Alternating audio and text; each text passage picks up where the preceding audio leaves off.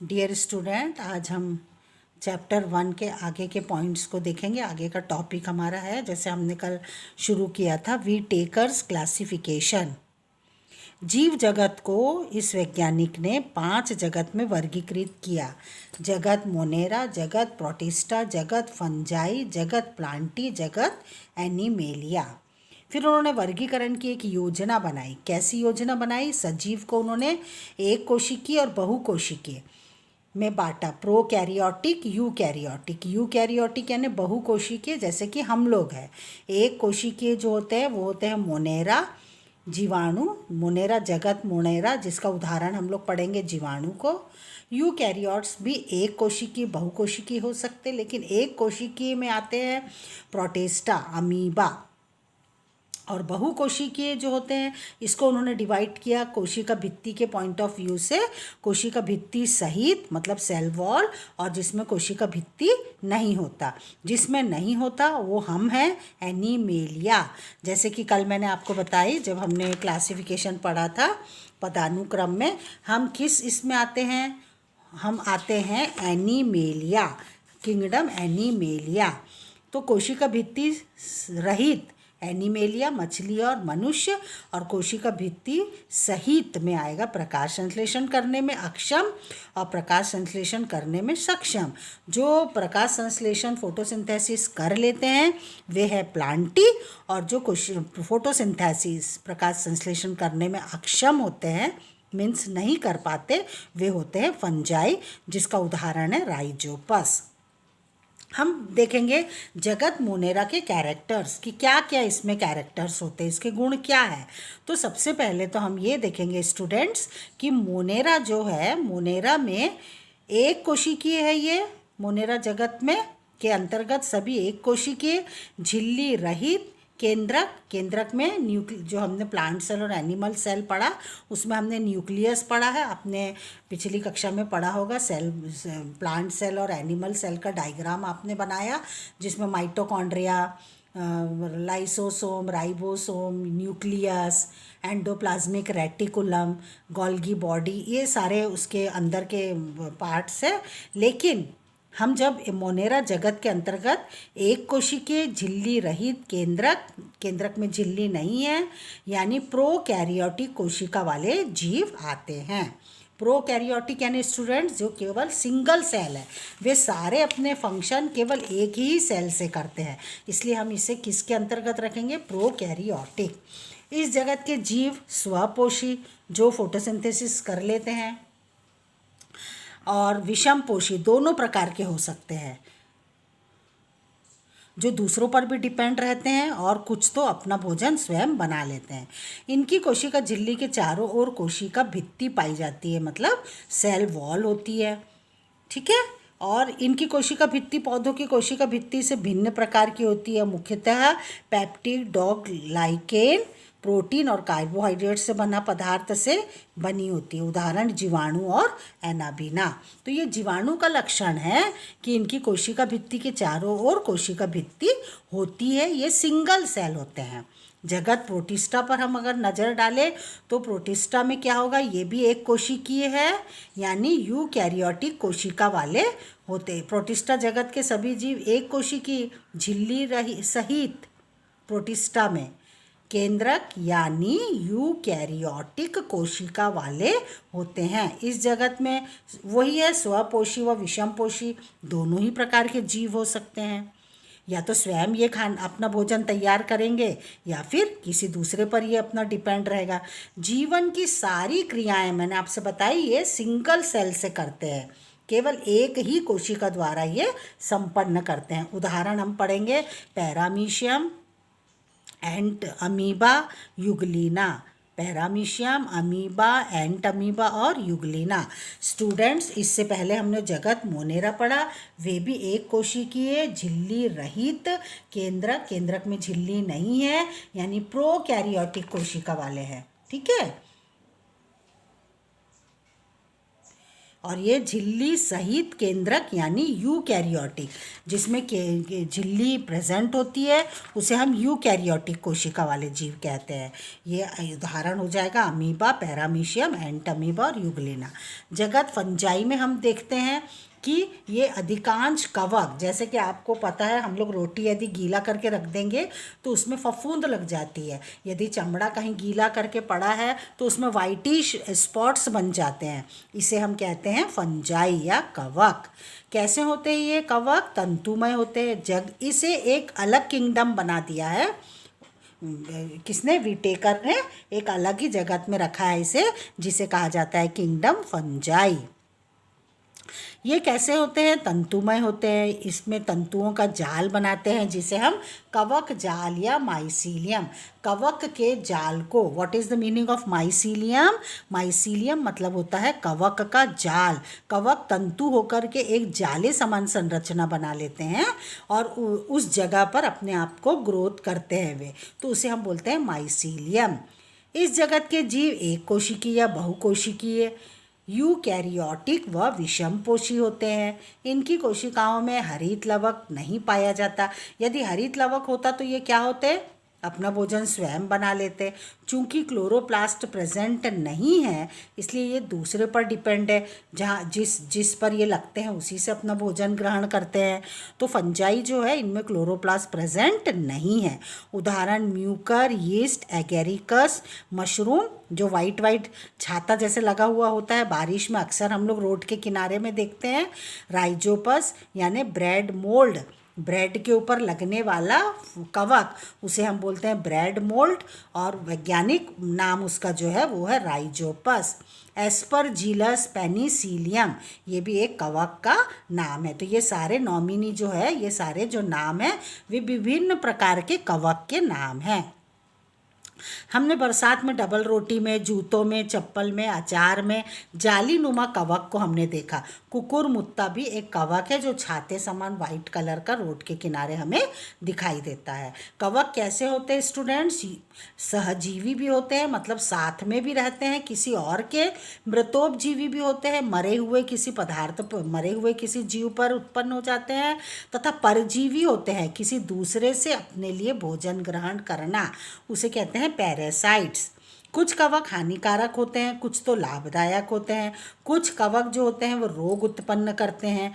कुछ कवक जैसे यीस्ट का उपयोग हम ब्रेड या बियर बनाने में करते हैं, ये उपयोगी है। जब तक हम यीस्ट नहीं डालेंगे, आप जानते हैं जब हम लोग ढोकला या इडली या कुछ बनाते हैं ऐसा, तो क्या होता है उसमें हम उसको यीस्ट डालकर उसको फर्मेंटेशन के लिए हम रखते हैं। तो ये यीस्ट जो है ये क्या है? एक प्रकार की कवक है। ये कवक क्या करता है? उसमें खमीर पैदा करता है, जिससे कि हमारा वो भोजन जो है वो खमीर युक्त हो जाता है और इडली जो है वो फूली हुई बनती है। साथ ही कुछ कवकों से एंटीबायोटिक भी बनाते हैं, दवाई। तो इस प्रकार से कवकों का उपयोग, कवक हमारे लिए उपयोगी भी है और कवक हमारे लिए लाभदायक भी है और कवक हमारे लिए हानिकारक भी है। ठीक है। जगत प्लांटी, जैसे कि आपको पता है प्लांटी जीव, प्लांट पादप जगत के सभी जीव बहुकोशिकीय व यूकैरियोटिक कोशिका वाले होते हैं। पादप जगत में जितने भी जीव आए, पादप जगत यानी प्लांट्स, इनमें जितने भी है सब बहुकोशिकीय है। अधिकांश पौधों की कोशिकाओं में क्लोरोप्लास्ट पाया जाता है। आप जानते हैं सभी प्लांट्स में क्लोरोप्लास्ट पाया जाता है, जिससे कि वे अपना photosynthesis, what is the meaning of photosynthesis? पौधा सूर्य का प्रकाश, क्लोरोप्लास्ट, पानी, कार्बन डाइऑक्साइड, इनकी मदद से सनलाइट की उपस्थिति में अपने लिए भोजन तैयार करता है। उसे हम कहते हैं स्टूडेंट्स प्रकाश संश्लेषण की क्रिया। तो अधिकांश पौधों की कोशिकाओं में हरित लवक पाया जाता है, जिससे ये क्या करते हैं स्टूडेंट्स? पौधे प्रकाश संश्लेषण की क्रिया करके भोज्य पदार्थों का निर्माण करते हैं। अर्थात ये क्या होते हैं? ना तो विषमपोषी होते हैं, ना तो स्वपोषी होते हैं। स्वपोषी यानी क्योंकि क्लोरोप्लास्ट है, सूर्य के प्रकाश में पानी, कार्बन डाइऑक्साइड, क्लोरोप्लास्ट की उपस्थिति में ये अपना भोजन स्वयं तैयार करते हैं, इसलिए हम इसे कहते हैं स्वपोषी। इनमें सेल्यूलोज की बनी कोशिका भित्ति पाई जाती है, सेल वॉल। इनकी कोशिका के चारों तरफ क्या होती है? Cell wall. उदाहरण हम देंगे, बोलो, फ्यूनेरिया, स्पाइरोगाइरा, फर्न, साइकस, खजूर, नीम इत्यादि। फिर वीटेकर ने फर्न, फ्यूनेरिया एक मॉस, एक ऐसा पौधा है जिस पत्ती तथा जड़ जैसी संरचना इसमें पाई जाती है। फर्न एक अन्य प्रकार का पौधा है, ठीक है। और वीटेकर ने शैवालों को प्लांटी जगत में, शैवाल यानी क्या होता है? शैवाल यानी हमारा जो पानी वाली जगह में लगने वाला काई, हम इसे क्या बोलते हैं? शैवाल। वीटेकर वैज्ञानिक ने इसे प्लांटी जगत में रखा। शैवाल के शरीर में जड़, तना, पत्ती में विभेदन नहीं कर सकते। बारिश में हम देखते हैं शैवाल को, आप देखते हैं हरा हरा चिकना चिकना जो लग जाता है, नदी और तालाब के किनारे या फर्श पर चमकदार हरी परत जमी हुई होती है। इसे हम स्थानीय भाषा में काई कहते हैं। मैं आपको समझाने की दृष्टि से बता रही हूँ, इसे हम काई कहते हैं। और यही काई जो है ये क्या है? शैवाल है। काई क्या है? शैवाल है। अमरबेल भी क्या है? प्लांटी जगत का एक सदस्य है जो परजीवी है। अमरबेल आपने सुना होगा नाम, परजीवी है जो दूसरे पौधों के तने से चारों तरफ लिपट जाता है। चूंकि इसके पास क्लोरोफिल नहीं है, इसलिए ये अपना भोजन नहीं बना सकता, तो यह दूसरे पौधों से अपना भोजन प्राप्त करता है। अमरबेल में एक विशेष प्रकार की जड़ें पाई जाती है जो अन्य पौधों से भोजन को क्या करती है? एब्जॉर्ब करती है और पूरे पौधों को अपना देती है। तो ये एक विशेष प्रकार की जड़ है स्टूडेंट, जो अन्य पौधों पर लिपटी होती है और उनसे अपना भोजन अपने लेती है। जगत एनिमेलिया। जगत एनिमेलिया जीव कैसे होते हैं? बहुकोशिकीय। एनिमेलिया मीन्स एनिमल का किंगडम।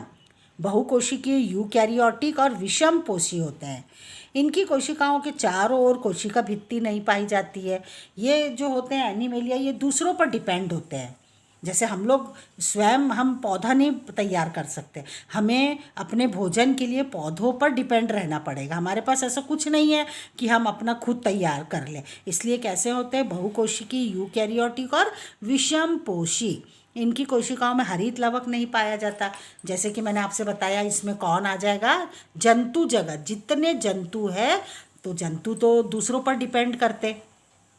पौधा तो स्वपोषी होता है क्योंकि इसके पास हरित लवक होता है, और जंतु के पास तो हरित लवक नहीं पाया जाता, इसलिए ये विषमपोषी होता है। भोजन को ग्रहण करने के लिए विशिष्ट अंग पाए जाते हैं। अंतर्ग्रहण यानी भोजन को अपने मुंह में डालकर ग्रहण करता है। जैसे कि मनुष्य में मुंह होता है, पक्षियों में चोंच होता है, तितली में रस चूसने की नली होती है।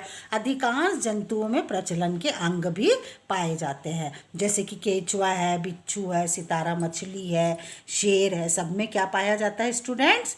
इसमें पाया जाता है प्रचलन के अंग। तो ये जो कैरेक्टर है ये होता है एनिमेलिया का।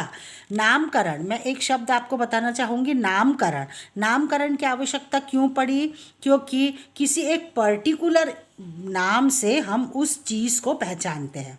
किसी भी जीव का वर्गीकरण में स्थान निर्धारित करके उसे एक निश्चित नाम देना नामकरण। देखो, वर्गीकरण कर दिया, वर्गीकरण करके उसको निर्धारित कर दिए कि इसका क्लासिफिकेशन हमने ऐसा किया, लेकिन उसको एक निश्चित नाम देना कि इसका नाम ऐसा है।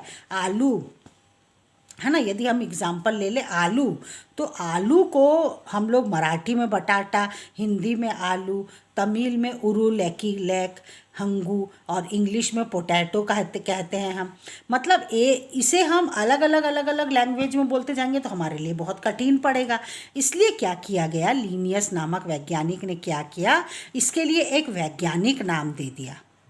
आया समझ में? इसे एक वैज्ञानिक नाम दे दिया जिसे कहा जाता है द्विनाम पद्धति, जिससे जीव का नाम 2 शब्दों में रखा गया। किसी भी जीव का नाम 2 शब्दों में, तो हम एक ही नाम से, उस वैज्ञानिक नाम से ही हम उसे पहचान लेते हैं। तो उन्होंने किस प्रकार से द्विनाम पद्धति कहा, जिसमें प्रत्येक जीव का नाम 2 शब्दों में रखा जाता है। पहला शब्द में वंश आता, दूसरे शब्द में उसकी जाति आती है, इसलिए इसे हम कहते हैं द्विनाम पद्धति। क्या कहते हैं, हम फिर बताऊंगी मैं आपको। इसे कहते हैं द्विनाम पद्धति। पहला जो जीव के नाम में पहला शब्द वंश तथा दूसरा शब्द जाति का होता है। जीव के वंश के नाम का पहला अक्षर अंग्रेजी के कैपिटल लेटर में होता है, बाद का छोटा होता है। ठीक है, जैसे कि हम वैज्ञानिक नाम लिखेंगे मेंढक का तो हम लिखेंगे राना टिग्रीना। अब मेंढक को चाहे किसी भी लैंग्वेज में कुछ भी बोले, लेकिन राना टिग्रीना बोलने से वैज्ञानिक नाम उसका पर्टिकुलर एक है। राना टिग्रीना मतलब हमारा फोकस चला जाएगा मेंढक की तरफ। शेर पैंथेरा लियो, गौरैया पैसर डोमेस्टिक्स, और मनुष्य होमो सैपियंस। तो इस प्रकार से स्टूडेंट्स ये वैज्ञानिक नाम रखा गया हमारी सुविधाओं के लिए, और उसका अध्ययन वैज्ञानिक नाम के पॉइंट ऑफ व्यू से हम कर सकते हैं।